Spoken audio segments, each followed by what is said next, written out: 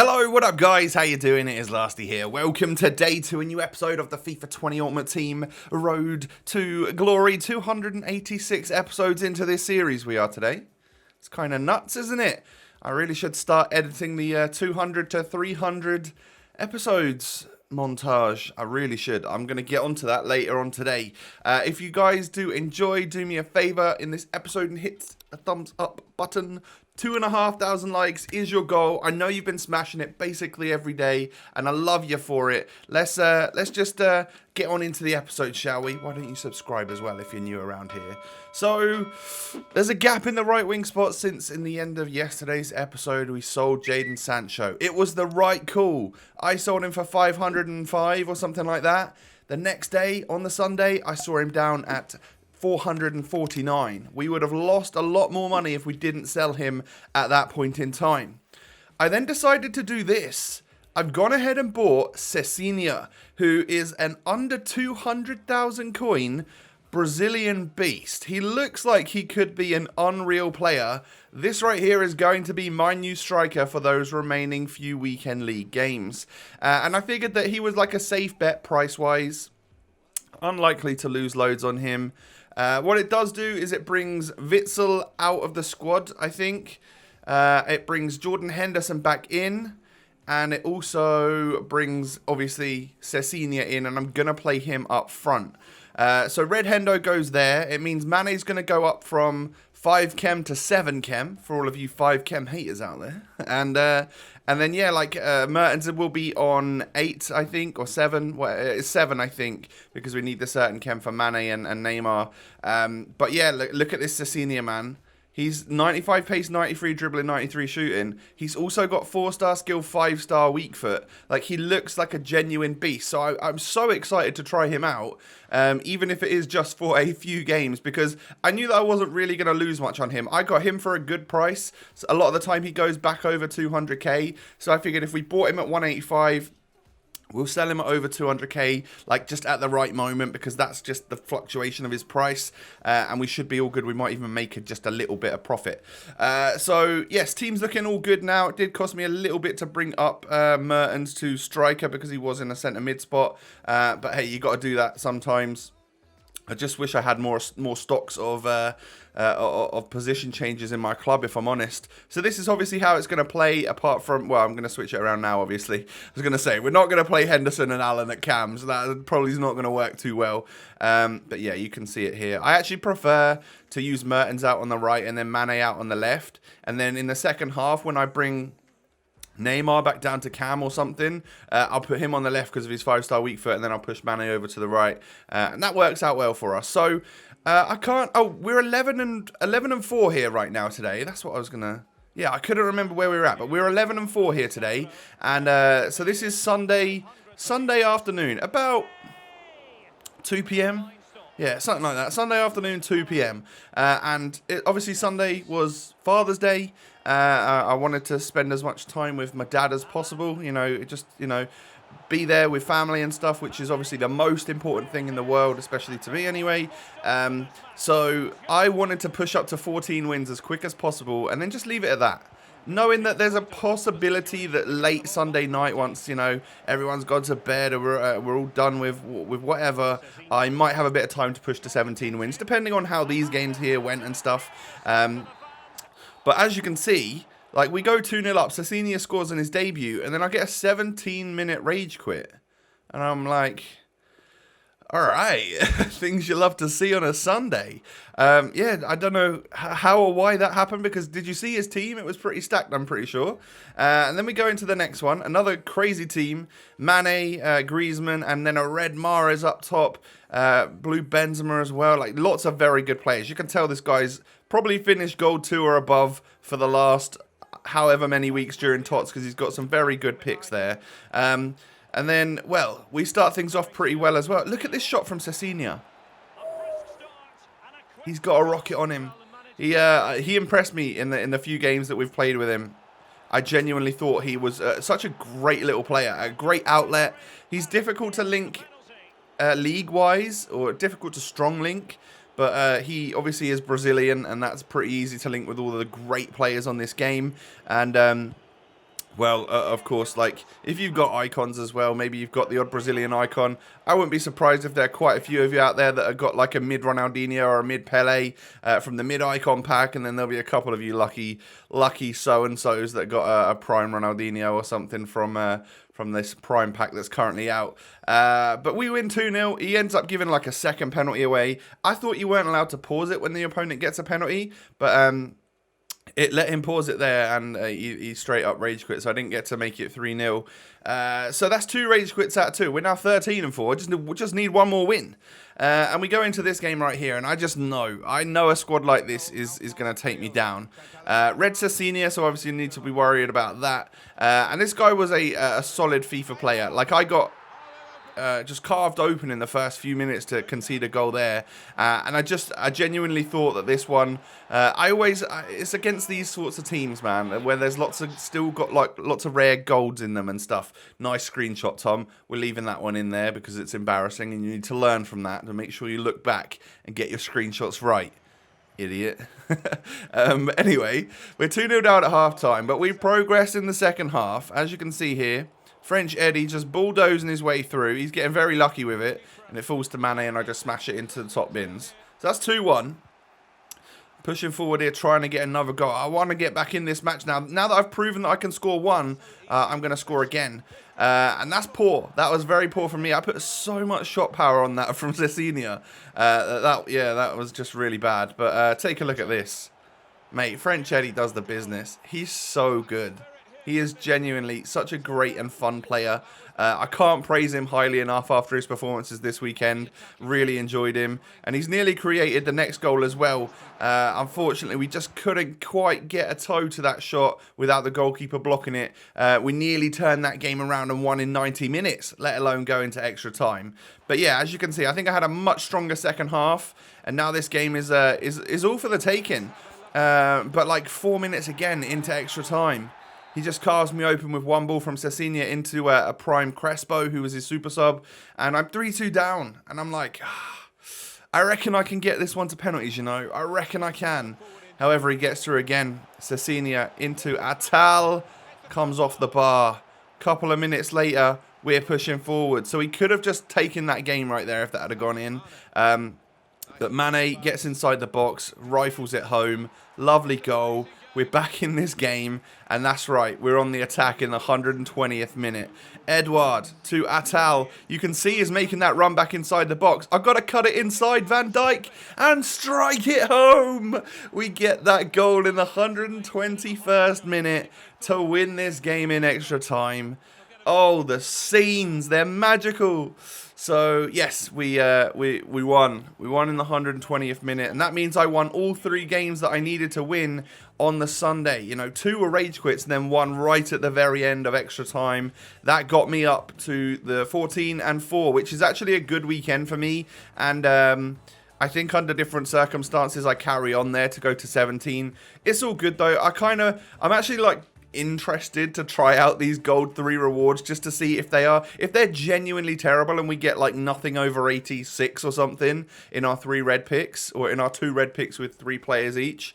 If that's the case and we get absolutely terrible rewards, then we know from now on that we probably need to go further and not chance our luck, but actually guarantee something 90 rated and above. But I'm also just curious, there's so much stuff there that maybe the weights are like fairly even and they just drop like crazy. We'll see. We will literally see come Thursday, because yes, you would guarantee yourself 2 90+ rated players if you got gold 2 and above.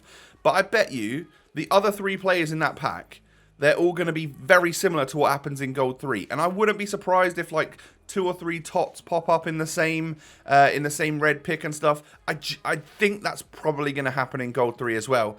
Maybe that's wishful thinking, but hey, it is what it is. We'll see what happens, shall we? So at that point, I put the controller down and went and spent the afternoon with my family, which was awesome, really, really nice. Literally, you can't beat family time. It's the best. So yeah, I mean, weekend league done, 14-4, very happy with that. But that's not the end of the episode. Normally, I would carry on and make it enough to fill the end of the episode. But I figured it was time like I said, just to sell Secinia now to make a little bit of profit. So we've used him for 3 games. I just don't know what I'm going to do with the team next week. So keeping him until next weekend when he might drop in price, I don't know. So we get rid, and we do make 205k for him. So I think I ended up like 6,000 coins in profit there or something. Like, what tax do we get on 200? It's like 11k or something. So yeah, we've done all right there. We've made a bit of money. And from that, we now have our full coin balance available to us. So I made this team then, which is the 6 La Liga players, and it's also got some Serie A players in it as well. This right here is the 87 Mendy and the 94 Kessie grind team, all right? And you'll also notice I've bought a bunch of left wing to left mid cards. Let me explain. So I've applied them to Mane and to Neymar, all right? So they are 2 subs that are coming onto the pitch, as is Dries Mertens. And as you can see with all of that front 4, they are, all of that front 6, they are all midfielders, right? I can't score a goal. If I get an assist from any of those midfielders and attackers and get an assist and a goal, no, that can't be with attackers. They are all technically midfielders on this game, which right here for midfield magic for Kessie, if I can score an assist in 6 separate rivals wins, I just need to win 1-0 and get an assist and a goal with a midfielder, right? So I think that is the easiest possible way for me to get the Kessie grind done at the same time as we're doing this. So we're doing the La Liga lineup, playing 10 games of FIFA in Rivals with our 85 rated Mendy, as well as 6 total La Liga players. I'm bringing 3 of them off. I'm bringing those regular golds off at the start of the game. So we'll have a pretty much full-strength team. We're using Douglas Costa again. We're using Mertens and Douglas Costa as the main sort of strike force with Mane and Neymar at cam. All that really does is pretty much get me into situations where I'm going to be scoring goals with the Serie A players, which is something else I need to do for the Kessie grind. I just need to score 10 goals with Serie A players in Rivals. And I mean, the first couple of goals I get were not with Serie A, but then we actually get one with Mertens right there. And all 3 of those goals have all been assist and score with midfielders because of the way that I've set the position modifiers up. So we're 3-0 up in this first game. I'm pretty confident that I'm coming away with the win here and that we're going to get basically maximum performance from what we need for our objectives, which is fantastic. That's all I can really ask for, is like a good win once you know you've scored with the certain players and stuff. It's exactly what you love to see. I then go into this one. Now, I've just left this in because at this stage of the year, if you guys are relegating yourselves or whatever, please just spend literally 5 seconds. Instead of pausing it right there and quitting, just kick off, kick it back to your goalkeeper and score an own goal. It means no difference to you. It makes no difference to your relegation. But it will just give someone who's grinding Mendy. If you see they've got a Mendy in their team that they're trying to grind for, just literally give him the game. Like, even if you just kicked it out of play, and you didn't score the own goal, and then you quit, it would still count as a game for that person. Just try and help people out where you can is all I would suggest. If you are desperate to relegate yourself to make this thing easier. It's a bit of a difficult one, though, because so many people have done that I genuinely think Rivals in Division 7 is probably as tough as Rivals in Division 2 or 3 at this point of the game. You just might find more people doing objectives. So in this game, I played like so that I could get my goals and potentially win the match. And then this guy was constantly trying to cross it with Mendy. So we gave him a cross. He gave me a bunch of goals with Serie A players. And then as you can see, as we were just playing the game out, like he had possession, was doing kick-ups with it. Then I got the ball and had possession and was just doing kick-ups with it. Just to see the 90 minutes out so that we both got our objectives. He disconnected from the server. So we messaged him back and forth on Xbox. And he said, I got DC'd. And that's horrible, man. That's absolutely horrible because he got like an outside of the box goal with Mendy, a cross with Mendy, which must be very difficult things to do if you are trying to grind for that full version. And he won't get them because he got DC'd. So I just said to him, look, if we match up again, obviously you can have exactly whatever you want there. Sorry, bro, there's nothing I can do about it. He got DC'd, but yeah, it's very unfortunate. However, we got what we wanted, which was the win and a whole bunch of... Like, I got the Serie A goals done in that one because he just let me kept scoring, which was brilliant. So thanks to him, but it's so sorry and unfortunate that he managed to get a DC from the servers. That is happening far too often at this stage of the game, since TOTS anyway. I don't know what's changed, but there is something wrong, and I really hope it gets fixed, because this game is a grind enough, man, as it is. To then get DC'd, it's just so demotivating. But I just bought a Militao because he was the final player that I needed to complete an SBC that we're doing later on in this episode. And I managed to get an untradeable one in a two-player pack. So I could sell the other one on, considering he's like 5k. And then a random headliner from a random pack. Just for one of the Kessie objectives, I think it was. We get 88 rated Saul. That's what I love about this time of year, man. Apart from the fact that when you go to buy an 85 rated player to complete an SBC, he costs like 30k. What I do love is that you open a random pack and you'll just get like an 88 out of nowhere, and it'll be a cool special card, which would be great fodder for your SBCs. But yes, on the other hand, the market is crazy high right now for those low to mid fodders. It's I hope they drop back down at some point in time. It's this freaking icon SBC, and everyone's buzzing to do it, and all these cheap SBCs, Perišic and Ndombele, they know what they're doing, don't they? They know what they're doing. They're making the market expensive. So I sell this Frankie because, like, I figured, hey, I can get closer to 700k if we get him gone, and we just put Saul in. I just play Saul as one of my La Liga players. It makes no difference to our chemistry and stuff. So I thought I'd do that, and I actually did go out and play a bunch of games again. So I got it up to 4 out of 10 for the 87 Mendy grind, and then I didn't win any of those other than the next 2 games I played. So I think we're still at 2 out of 6 for the Kessie wins grind. But that'll happen over the next I've got 18 games of rivals to play until I get my 89 Mendy. So I'm sure we'll win 4 more games out of that lot and score with an assist with midfielders. It will happen, I'm sure. So I'm just going to end this episode off by completing the SBC that you guys were so adamant that I should complete the other day when it was like the title of the video, should we do it or whatever. Yeah, you guys really want me to get Perišic because everyone's rating him so highly. That we're going to do him. So luckily I had a bunch of stuff in my club that I could use. Like, I genuinely didn't think this was going to be high enough rating, but I have put a 92 rated Fuenzalida into this. So I've put my pretty much highest rated fodder tots into this SBC.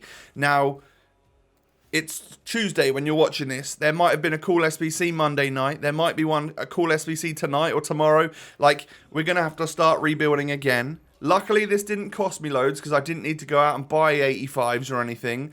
But we do now not really have that much fodder. However, welcome to the club, 94 Ivan Perišic. This time last year, this time 2 years ago, I wasn't very happy with him. He scored that goal, didn't he, to make sure England didn't go through in the World Cup. Alright? I'm over that now, Ivan. You can come back to my team. You look like a good player. Hopefully you'll be alright on the ball. Not too clunky, because I'm guessing that he's got about 90 agility or something. But you know that he's a taller player and he's not like agile like Neymar. So hopefully he'll still be okay. But those stats just, 96 pace, 96 dribbling, 93 shooting, 90 passing, 88 physical, 4-star, 5-star, 6'1". He's got to be a beast, right? So, I don't know whether this is a super sub or a main feature for next weekend's Weekend League, but I was not about to miss out on that SBC. I just think it's too good value again. If they're going to get me with one of those every single week, like Ndombele and now Perišic, and maybe they get me with 2 of them a week, I'm fine with it. I'll just complete the SBCs. I'll dwindle down the coin balance because these are great, great players. If you wanted a player like that, like if you go for a Bundesliga TOTS player with stats like that, like Royce or something, it's 700k plus. To get an untradeable for about 100k, it's just so much good value. I lose coins all the time. I lose 100k a week on Mahrez. So why not just put that 100k into an untradeable, and I know that I've got someone good that is always going to stay. Do you know what I mean? So you might see a bunch more SBCs from me. We've added another left mid to the left mid club of dreams, and we now have many difficult decisions to make of who actually fits their way into the starting 11. But guys, I'm excited. Thank you so much for watching. Do me a favor and hit the thumbs up button. I would really appreciate it. We're going for 2,500 likes. Subscribe to the channel if you are new around here. I thank you for that. And of course, follow me on social media. Twitter and Instagram are down below in the description. Have a lovely day, everyone. Take it easy, stay safe and healthy. I will catch you tomorrow with another episode. Peace.